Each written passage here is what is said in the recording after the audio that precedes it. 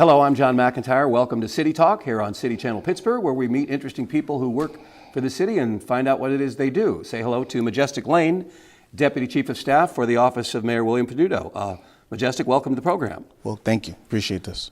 I have to ask you, that's a fantastic name. Yeah. Have you always embraced that name? Did you get any grief when you were a kid, or was it always cool? You get older, and it starts to be a little cooler. When you're young, different names. Sure. They impact you differently. Kids are kind of looking for traditional names, but as you get older, people start to say, "Oh, that's a really unique name. That's a really creative name." So, I think it's a fantastic name. Shout out to my mother and father for that. Absolutely. So where are you from originally? I'm originally from Philadelphia, Pennsylvania. Born and raised. That's where usually people say West Philadelphia, born and raised. But and came to Pittsburgh in 1994. And how'd you come about arriving here? Came for school. Came for the University of Pittsburgh. Came to study and then fell in love with the city and never turned back. What did you love about it? One, it was different when I was a young person, but two, you know, it's similar to Philadelphia. It's a city of neighborhoods. It's a city that kind of brings you in and holds you close. And it also was a city of opportunity. And I think as the city has continued to evolve, I've continued to see it as a city where you can really get things done and make some things happen if it's important to you. So you became interested in public service right out of school. Well, I actually became interested in public service as a younger person. My family was involved in public service in various ways when I was younger. And as a high schooler, I actually participated in an internship working in a congressman's office in Philadelphia, Congressman Lucian Blackwell. So that kind of gave me the bug. And then when I got here, I got more involved in community work. Among the things I read on the internet, because everybody can look up everybody on the internet these days, you were involved in truant students, trying to get them to go back to school. That would seem to me to be a big challenge. Yeah. That was part of a countywide truancy prevention program. We were one of two truancy prevention programs at that time. And that was just really acknowledging that, you know, truancy is a symptom of other things. If young people are not going to school, there's usually something else happening. So part of the work that I was doing was more of a holistic look at the risk factors and then basically how to mitigate those risk factors and you work with the young person and the family and the school, because what we found is sometimes the issue was with the young person, sometimes it was with the family, and sometimes it was actually in the school and or community. Did you have any success in that arena? Yeah, we had a really good success rate of getting young people back involved in school. And what I realized from that point on is that, you know, systems conspire to either help or sometimes put blockades on folks. And that's where, you know, that work was really central to the work I do today. So how did your career evolve and how did you end up with the city of Pittsburgh? So from that work, I was doing a lot of community work and I did that work. And then in 2010, I went to work with then State Senator Jim Furlow. And I worked with Senator Furlow for 4.5 years around education, community development, economic development, and also sustainability. So you've really done a lot of work in the neighborhoods, like worked across neighborhoods and really saw neighborhood work as essential to really understanding, again, how systems work and how can we use systems and use government to actually benefit all of our residents. And one of your jobs in the city before you became Deputy Chief of Staff was with neighborhood empowerment, which is a pretty powerful couple of words right there. What did you do there? Yeah, so that work was really around looking at all of what's going on. As we know, Mayor Peduto is really about neighborhood level development and neighborhood level engagement and making sure that communities are involved, because as he said, if it's not for all of us, it's not for any of us. And that, you know, broadly kind of talks about equity, but it also talks about any of our 90 neighborhoods. So I was tasked with just engaging community-based organizations and community development corporations and just talking to them and working with our different departments and authorities on figuring out how we can continue to work together to advance, long-range strategies as well as short-term strategies. And I know you've dealt with the issue of gentrification, very tricky issue, as you well know, trying to make a neighborhood better while not trying to displace or negatively affect the people who live there already.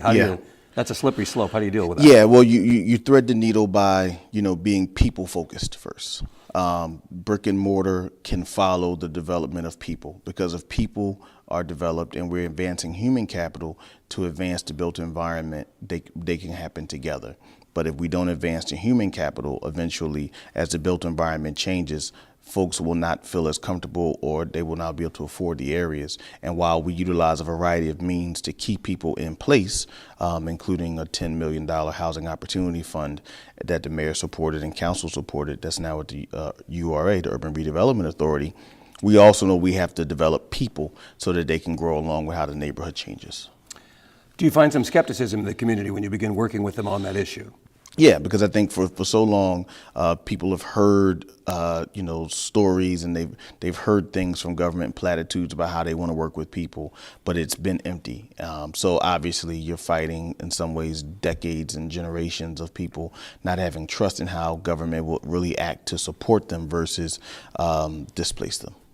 So you're meeting with a lot of people, I assume, to try to reestablish trust in government. We reestablish trust in government. We work with our authorities to continue to do that. We work with our departments because it's a process of all of government. We know that the ideas of engagement, the ideas of really reestablishing that bond doesn't just come from the mayor's office, because it's not a top-down approach. It's everyone in every department and every authority that's part of our administration should be thinking about how do we make sure that everyone feels comfortable in today's Pittsburgh. So that is still part of your portfolio, but you're also now a deputy chief of staff working with Chief of Staff Dan Gilman and, of course, the mayor and Guy Costa, Chief of Operations, and many others. What are your duties involved there? So that's just kind of a broader escalation of that work. That was the kind of neighborhood level work, but now we're really talking about systemic elements of work. We're talking about, how do we make sure, again, that Pittsburgh is advancing equity, diversity, and inclusion for every resident of our city. How do we make sure that, the engagement with our national partners is helping us get the resources and the information and the technical assistance that we need to advance things? And then also just as far as being a part of leadership with the mayor and Chief Gilman, just making sure that things happen and things move on time, and that we're being supportive of residents, that we're being supportive of our directors and our department heads in order to make government move smoothly. I always wonder how much government can really do. In other words, obviously they have a responsibility to do everything they can, and I'm sure you're efforting that. But there are limits, I assume, to you can't fix everything. There are limits. I mean, generally, when you look at the health, safety, and welfare of the residents, that's out of our charter, right? And then the broader thing is sometimes government plays different roles. We can't act as a substitute for the private market, but we can help spur the private market. We can help support the private market. We can't act as a substitute for community or family, but we can help undergird those institutions. So it's really about, do we do things on the front end, do we do things in the middle, or do we do things at the end in order to make communities better? And it's really different situation by situation. So what we find is we try to strike the balance of not trying to be so removed that people don't understand that they have a government that is responsive to them and wants to advance the goals as they voted for, the mayor, and they want to make sure that happens. But also, we don't want to be overly intrusive to the point where we're not working in collaboration with the private sector and collaboration with community in order to see the result that we're all interested in. So it sounds like you're still learning every day to try to find that delicate balance. Yeah. Every day is a different day to find that balance, and every day is a new challenge and a new opportunity. So every day you find, oh wow, okay, I didn't think about doing it like that. Then another day you see some new elements of the onion, if you will, that you have to pull back into identify what you need to do. Anything in particular new happened recently that stuck in your head? You really find. And you could use examples of bike lanes or some other thing, but you just really find the difference in a city when you're looking at every resident. And, people often talk about old Pittsburgh or new Pittsburgh, or they talk about black Pittsburgh and white Pittsburgh, or Pittsburgh 1 and Pittsburgh 2. But what it really underscores is that there's just a range of things that all residents are interested in, while everyone wants to feel comfortable, safe, and secure in their city. Within that, there's a wide variety of things. And so we just have to wear various hats, if you will, to be able to identify how to bring those things. Some of those things are 21st century solutions. Some of those things are as old as government, right? And you have to blend those together. You have to blend being in the community with understanding, global factors and national factors. So you have to kind of do both things and come at things in some ways from, the vision of top-down stuff, but they're also always keeping the bottoms-up approach to thinking about community first and foremost. You mentioned bike lanes. Is the city finally getting used to bike lanes, or is that still what you hear about more than most other? You hear it more when it snows. I'll say you hear. I think it's just. Oh, you mean because like they're empty? Yeah, they're empty, or it's snowing, and now people say they can't get, they can't get by, and that's an extra lane, or the snow has been kicked into in front of automobiles, and it's just a thing of how cities evolve. Cities are constantly changing. There was a time, even though most of us don't think about it, where there were not highways. Right, I mean, the highway system is still relatively new in the context of American city. Right. And it has come to define multiple generations of us to the point where we can't imagine that that's not the case, right? So I use that as an example of there are just things that evolve, and cities evolve to the people who are in them, so that they can work. And what we're trying to do is, on one level, bike lanes are real because people bike to work. It's a great way to get around. It's a great way to take advantage of our streets. On another level, we know we have situations like landslides that we have to deal with that are very traditional. And so, again, going back to your earlier question, it's just about blending the two, acknowledging that you have things that are new opportunities and you have consistent challenges in dealing with both of them. Sounds like you chose the right career path. Sounds like you're really engaged every day and you really enjoy your work. Yeah, I mean, I love cities and I love people. And so loving cities and loving people and loving the process of wanting to make cities better, I think is a really essential role and part of this role. And, I'm really supportive and appreciative of the mayor in his goals to make Pittsburgh a city for all and a city where everyone can flourish. The last question is, and this is a ridiculously broad question, how do we make Pittsburgh better? We make Pittsburgh better by making each other better. I think that is first and foremost. So whether we're talking about in the workforce, whether we're talking about in schools, whether we're talking about in our faith-based organizations, whether we're talking about in our community clubs, how we interact with each other, if we make each other better, if we're constantly building up the human capital, what we have, it makes government's job a lot easier to be able to do the other things that surround those things to kind of continue to give Pittsburgh what it is known for, is that sense of community, that sense of resilience, that sense that we're bigger than any issue that may come our way. And then that's how we continue to be the most livable city for all residents going forward. Majestic Lane, thanks so much for doing this. You've Thank got you, John. a majestic portfolio and hopefully a majestic future. I appreciate that. Thanks, John. We'll be back with more of City Talk in a moment. Stay with us. Patriotism. It inspires passionate debate. It's worn like a badge of honor with good reason, because it means love and devotion for one's country. But what really makes up this country of ours? It's the people. To love America is to love all Americans. This year, patriotism shouldn't just be about pride of country. It should be about love. Love beyond age, sexuality, disability, race, religion, and other labels. Because love has no labels.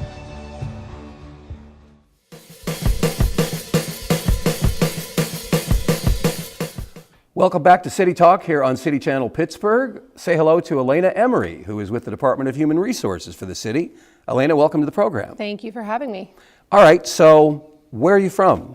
I live in the Beachview neighborhood on the border of Beachview and Dormont, so I am still inside the city. Are you from there originally? I am not. I've lived there for about 12 years. I grew up in Penn Hills. How do you like the different neighborhoods and compare and contrast? I like it a lot. I like being in the city. I like the access to transportation. I like being close to town. There's always lots of stuff going on compared to growing up in the suburbs where you're kind of isolated to your neighborhood. You're not really within walking distance of anything. Right. I know people who prefer the suburbs, but I know a lot of people like you and me who prefer the city. I do. Where did you go to high school? Did you attend university? How did that evolve? So I went to Penn Hill Senior High School and I graduated in 2001. Then I went to a school downtown called the Academy of Court Reporting for paralegal. No kidding. And had intended to go to law school. I was going to become a paralegal and work as a paralegal while I went to law school. How did you become interested in that field?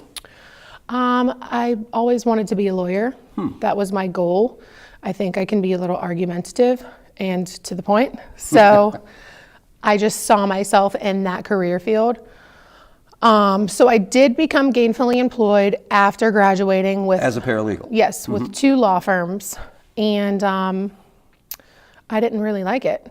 Really? What was negative about it for you? I didn't like the environment that I was in. It was private sector, private attorneys, small firms. So it was really whatever they say goes.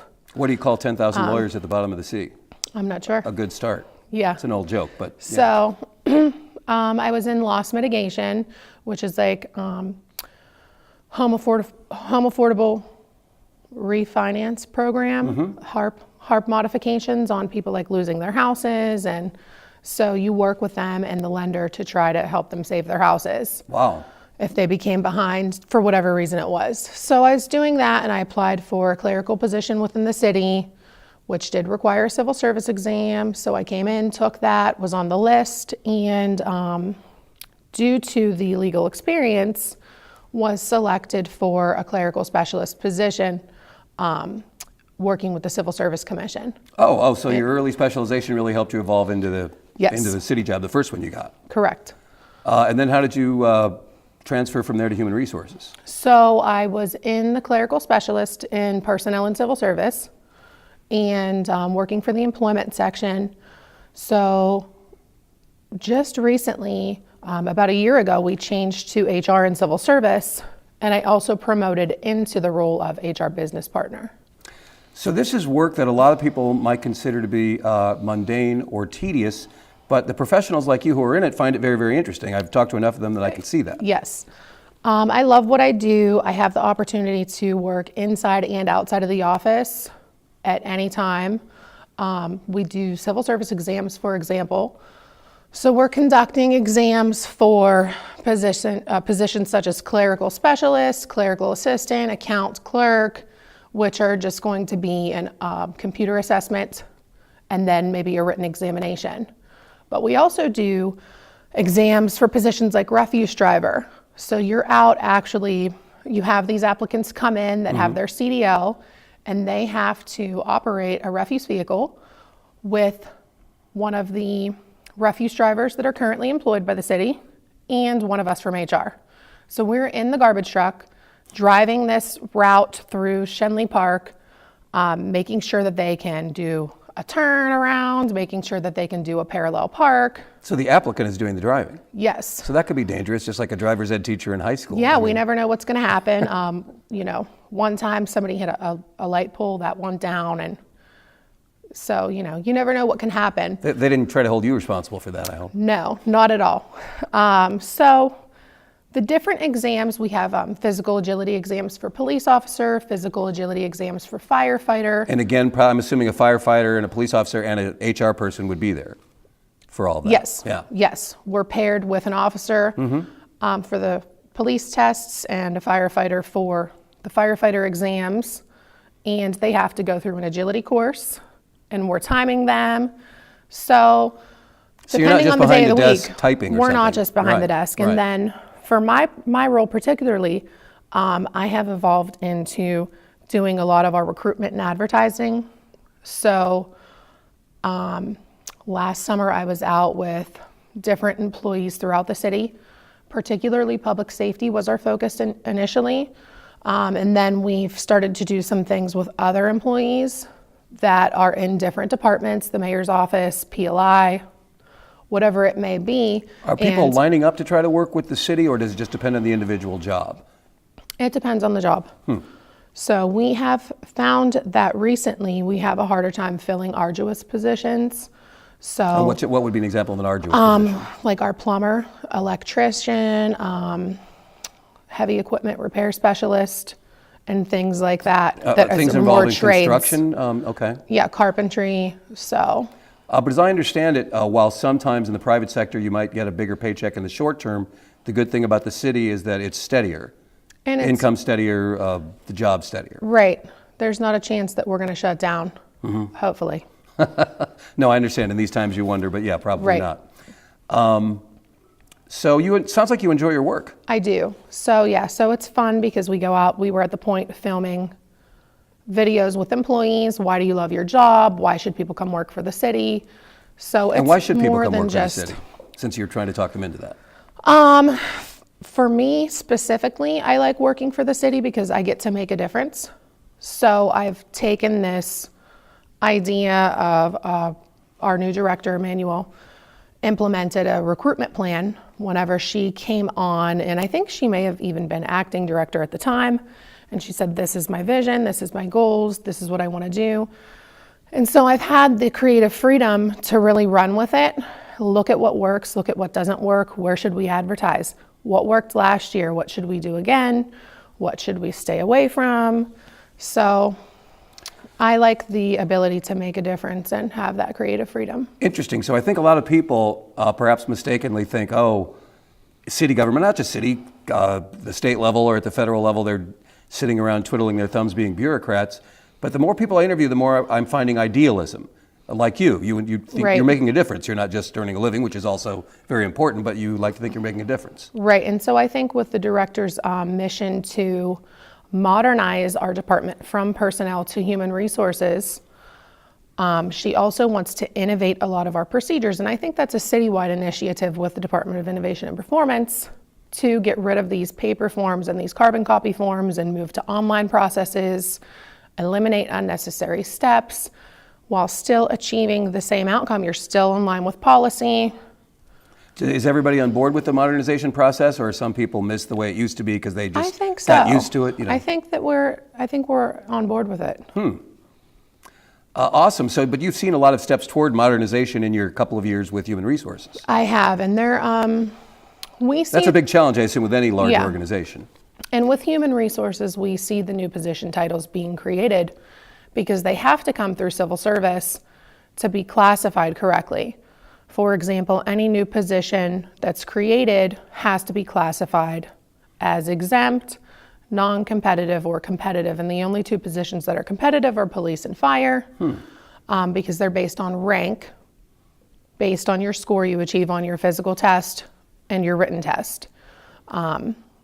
So the other positions would be classified, and then they're creating these new position titles like process improvement and whatever it may be in I&P to really look at all the processes and procedures departmentally. How can we improve? And we did launch not we, but I&P launched. Innovation and Performance, the department Yes. where I'm working for right now. Go ahead. Yes, launched the new online procedures for applying for parks and shelters.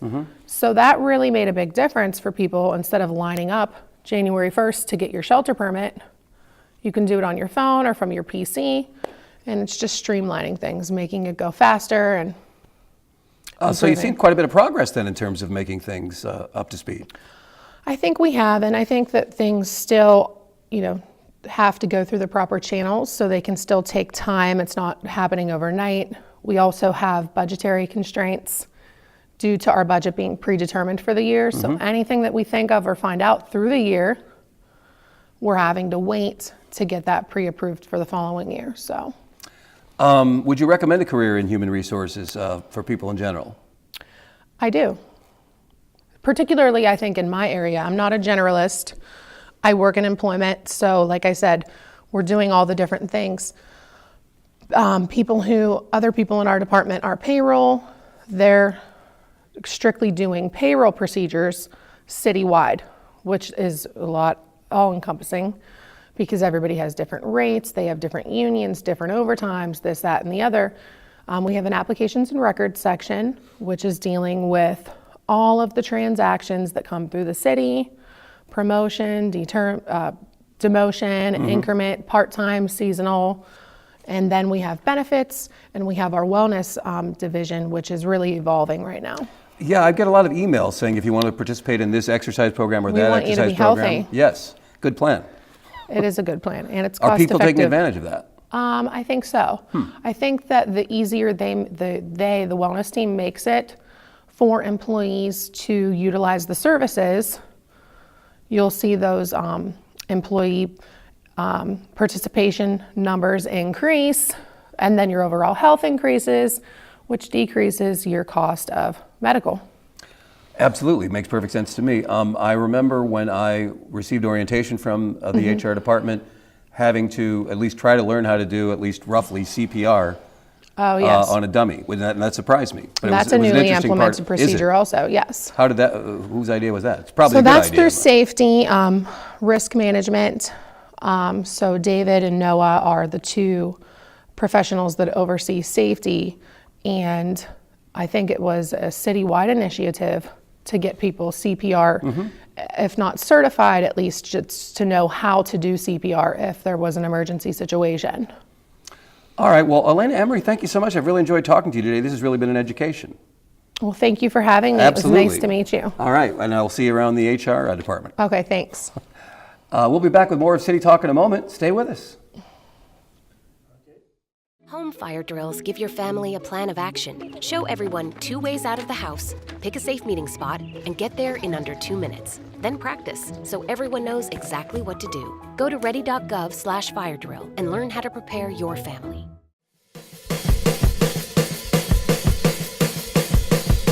Welcome back to City Talk. There is a Department of Permits, Licenses, and Inspections, and it has to have a director.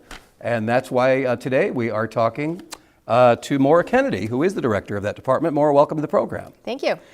Where are you from originally? I grew up in the Philadelphia suburbs, and I got to Pittsburgh about 4.5 years ago for this position. Awesome. And so did you go to school for a government service, or how did you end up evolving into this line of work? I did. So I grew up, my parents are immigrants, and I think those are the people that most love our country. So I grew up as a child going out to register our neighbors to vote and really participate in the democratic process.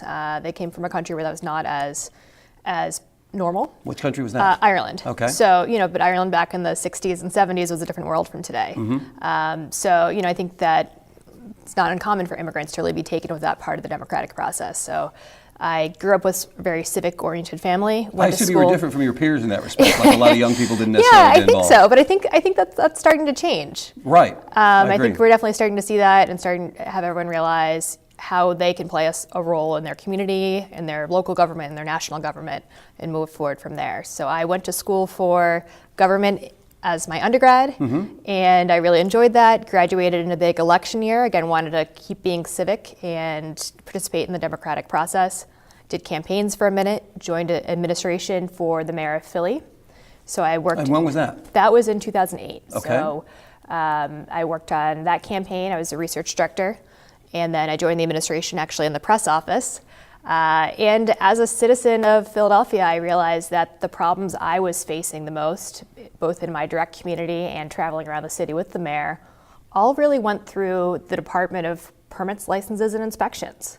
So when you look at all of those related problems of blight and of access to services and community improvement issues, all of those really run through PLI. So how did you get from the press office in Philadelphia to the city of Pittsburgh and to the director of this department? Yeah, so I, at that time, I just need to go back to it, would take these really long runs around the city, and I'd bring a pen and I'd write down problem properties, and then I'd call through one when I got back to my house. And just through that, and from learning more about the nature of city government through working for the press office, again, I realized a lot of the issues I cared about, both as a civically active person and as a resident, flowed through PLI. That was a real insight, I assume, because a lot of citizens might just think, oh, somebody was there with a rubber stamp, right? Looking at their eyes are crossed because they're looking at paperwork all day. But you're out in the field realizing it has a real impact on people's lives. Absolutely. Early on in your career. So, this is a really intimate department. Everything that happens from the lot line in, whether you need to build a ramp because a family member is now handicapped in your house, to there's a vacant property next door, to I want to start a small business, all of that runs through PLI. So having that work more efficiently, both to incent private sector investment and to deal with community issues, is a huge help. Well, you do hear complaints, not necessarily about your department specifically, but about government in general being a tedious process. So is one of your big efforts to try to streamline it? Absolutely. So that's a big issue here. So when I applied through the city search process in 2008, came here. Right, you didn't know anybody who worked here? Didn't know anyone in Pittsburgh. I really did apply cold. Obviously I'd been working on these types of issues nationally. Right, you had a good resume. Exactly, right. And was, generally aware of Pittsburgh. I'd come out here for a conference. So, my department had been really not invested in. It still operated basically as it had in the 1980s. So everything was still done on paper. When you got here, people were using typewriters, right? Absolutely. They put a dot matrix printer on my desk when I showed up day one. So I think. Were you like, oh my God, I've got a lot of work to do? It was surprising. It was surprising. You know, I think it really is a good testament to the caliber of the employees and how much they care about the city, that they're still able to make good improvements and change and help people despite the limitations.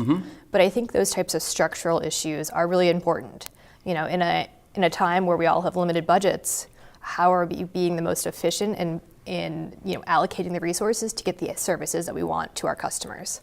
So when you pitch a budget to try to modernize, you still have to try to not overspend or you're not going to get the money. Absolutely. So what we do is we have a zero-based budget. So we look to say, okay, these are how many permits we're anticipating getting next year. These are how many licenses. These are how many inspections.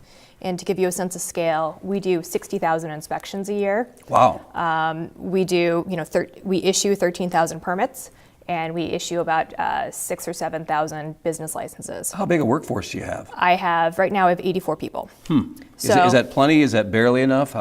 When you benchmark us to peer cities, it's not quite there yet in terms of service delivery. And I think that's, I'm very lucky because everything we do is very tangible. I think there's a lot of civil services and social services that are provided where it's a little bit more difficult to measure or to agree with what success looks like. But everyone knows what a building permit completion looks like. You can track that. There's a number of days. There's a lot of metrics around that. So we can actually say, okay, here's how many plan reviews, for example, we're anticipating being asked to do next year. Here's how many hours it takes for us to complete that task.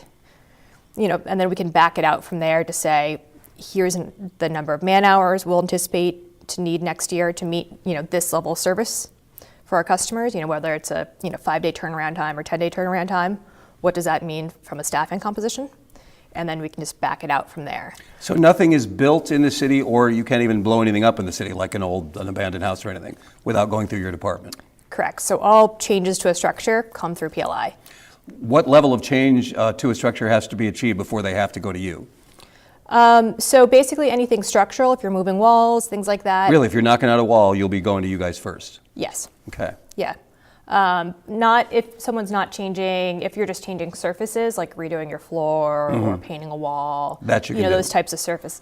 Does everybody know that? That if they knock out a wall, they better call you first? Yeah, I think that they do. And Okay. we've really seen much better compliance rates improve over time. Like we've seen, again, you can benchmark, given the size of a city and the economic activity happening there, you can benchmark your anticipated permit levels. And we were, when we started in 2014, we were much under that level. And we're seeing much more unpermitted work happening. But now as we are becoming more efficient as a city, we're making it easier to apply.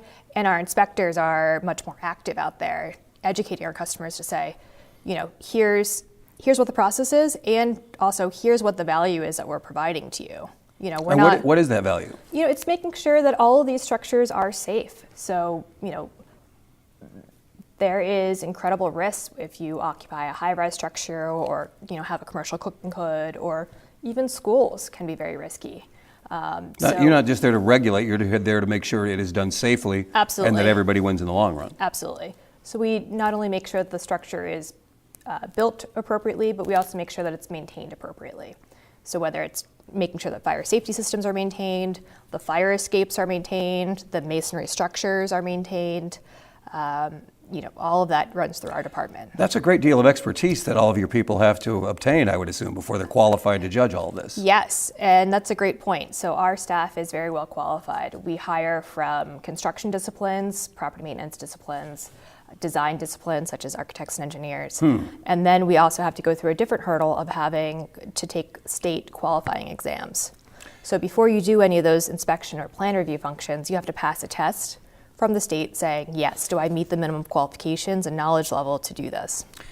Is it difficult to find good people? Because maybe if you're an architect, you want to design the next fantastic building, or is the steadiness of the job part of the attraction? I think like any industry, there's types of a position that appeal to a variety of people within it.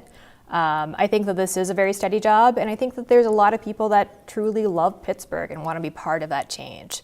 So this is a way that you can really give back to the city on a larger scale and say, how am I making sure that all of the people that live here, that work here, are safe, and we're working with communities to grow their neighborhood in a way that's, meets their goals. Would you compare the two cities at all? Obviously one much larger than the other. Right. Is this a smaller version of that, or is it just completely different? I think it's, I think it's similar in we're both kind of eds and meds towns, and I think that we are both Philly and Pittsburgh are pretty down to earth. So that's a good I way to enjoy put it. that quality about both cities. I think that the topography of Pittsburgh is really challenging. Obviously, we've been dealing with a lot of landslides the last couple of years. That's been interesting. But one nice thing about the topography is that it's really kept a lot of our neighborhoods and commercial corridors intact. Philly is a very flat city, and it's based on a grid. So when there is, unfortunately, disinvestment, as there had been in Philly for many years, it just kind of rolls through a neighborhood, and you see commercial corridors being completely demolished. Whereas Pittsburgh, because of all of our nature to not cross a bridge or cross a river, people are really very much more used to going to the commercial corridor, and you don't see that blight and disinvestment sort of roll through neighborhoods like that. So I think that will really serve us well as we're seeing commercial corridors and neighborhoods be reactivated. So is it part of your department's job to inspect many of these houses that look like maybe they should go away, and then contact the people who own it and try to make it happen? Correct. So all property maintenance issues are also under our purview. So we do demolition of vacant structures, helping clear lots, things like that. Work with the community to say, what is your goal for this neighborhood, and how can we all work together to improve that? Is there resistance from some folks who say, you don't understand, I know it's dilapidated, but I'm just about to turn it into a wonderful thing any day now? Sure, and that's absolutely our goal too. So demolition is a last resort. That is when it is only so truly dangerous that we cannot have it stand longer, because it might frankly fall down and hurt someone or pose some other sort of imminent public safety risk. You mentioned the topography of Pittsburgh. I'm sort of on a hill myself in a house divided into 3 apartments. When the wind blows the whole thing, and then I think, well, maybe that's just the wind on a hill. Or then I think, I don't know who built this thing. Right. Do people call you sometimes, new owners of homes, just say, could you inspect this just to make sure it's sound? We can, and you can call 311. We're the second largest reason why people call 311. Oh, no kidding. So we do, like I said, tens of thousands of inspections a year. So we're happy to do that, with the one caveat is that if you are the owner of the structure, if we find a deficiency, we will cite you. So sometimes that's not, and then that starts a violation process. So that And they're not necessarily expecting that, and they're like, darn, Well, we're always very transparent to the customer. So what you're really looking for there is less the city to come in and cite you, as opposed to you hire a structural engineer or something like that to look at it yourself. Gotcha. So that might not be the best fit for our department to work with a homeowner like that. But if you're a renter, absolutely, and you're having an issue with your property, perhaps the landlord isn't maintaining it, call us. We're happy to make sure that you have access to a safe and livable home. The more people I meet in city government, the more I find that they're more idealists than I'd expected, and less nameless, faceless bureaucrats, to use the cliche stereotype. Are you finding that as well? A lot of people who are really dedicated to their jobs and trying to serve the public well. Absolutely. I guess I'm not surprised by that, but I agree with the assessment that is who our colleagues are here. These are very rewarding jobs, but often sometimes difficult jobs, whether you're talking with a homeowner perhaps who's facing a difficult situation where they perhaps didn't have the means to maintain their structure, and now they're in a difficult place in terms of having to repair it. That's obviously really hard. They're all in, but they don't have the resources right now. Yeah, unfortunately, that's a scenario that we face. So these are difficult jobs, both in terms of facing the elements. Our staff is in the field all day, every day, and again, just the scale of issues. We have tens of thousands of inspections we have to do per year. And we understand everyone wants their inspection next.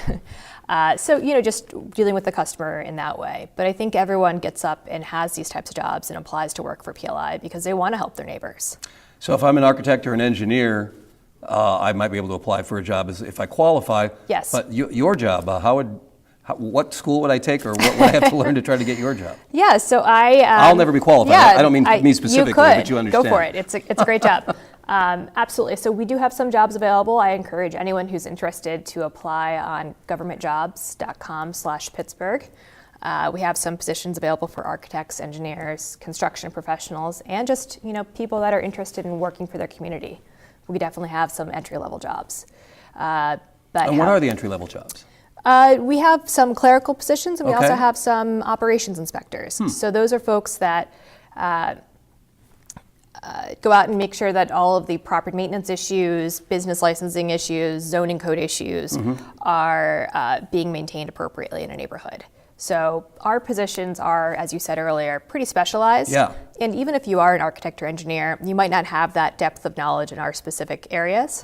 So we do a lot of on-the-job training to start with any role. So we anticipate when we hire someone, the first several months to weeks, depending on the number of certifications that they need, it will be spent studying and training and testing. Sounds like you would recommend your career track, though, to somebody Yeah. because you really enjoy your work. I really do. I think it's incredibly meaningful. Again, you talk about a lot of issues, or you travel through your community and think, gosh, why is it like that? Or how can we all work together to improve it? And PLI is really the mechanism to accomplish a lot of those goals. And it's also, as I said before, really tangible. I might not have a great idea on how to improve health metrics for the city as a whole, but if you live in a walkable community and you have a safe and clean house, all of those will follow. So it's actually a very affordable and easier relative intervention into into like gun violence issues, into health issues. So I've participated in a lot of studies with epidemiologists, with crime, sociologists, doctors, and things like that. So you can actually track the interventions. If you clean up vacant lots and make it an easier place to live, that will reduce the rates of diabetes in that community, that will reduce the rates of gun violence, that will reduce the rates of other types of crime, that will improve educational metrics when kids feel safer walking to school. So all of those are really interrelated, and property maintenance and PLI issues are an easy avenue to enter those problems. Maura Kennedy, thank you so much for doing the program. Thank It's you. a pleasure to meet a dedicated public servant. Thank you. Who really likes her job. I do. Everyone should come work for PLI. Absolutely. Thank you. I may apply right after this interview. You should. Yeah. That is City Talk for this episode. We will see you next time.